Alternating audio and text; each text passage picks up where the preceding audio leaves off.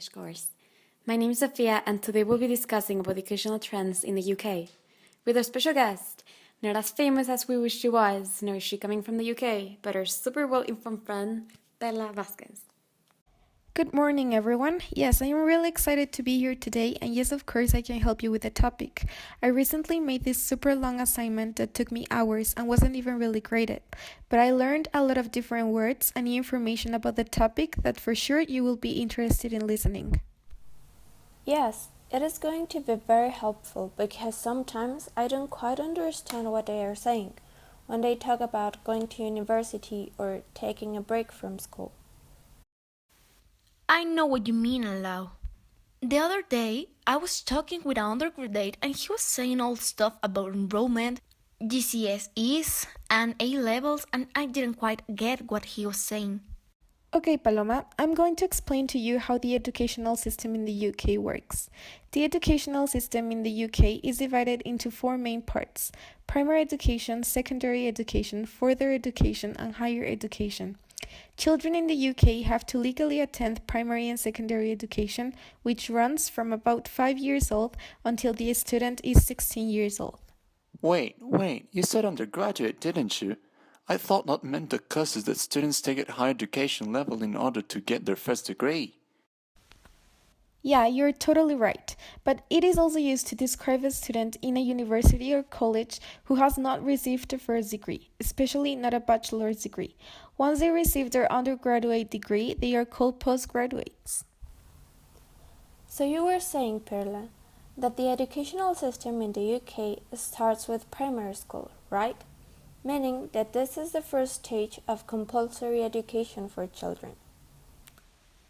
Yeah, during the period of time I used to bully my classmates, I even made one of those little kids cry once. I was cracking. I was called to the principal's office, but of course the kid ended up in homeschool. I bet he went through hard times. Yeah, I definitely agree. Being bullied can be really awful. No, I meant homeschool. How is that kid going to make friends if he doesn't really go to an educational institution? Learning everything from your parents or a particular teacher at home, what an inconvenient decision. That kid could be going to a state school instead.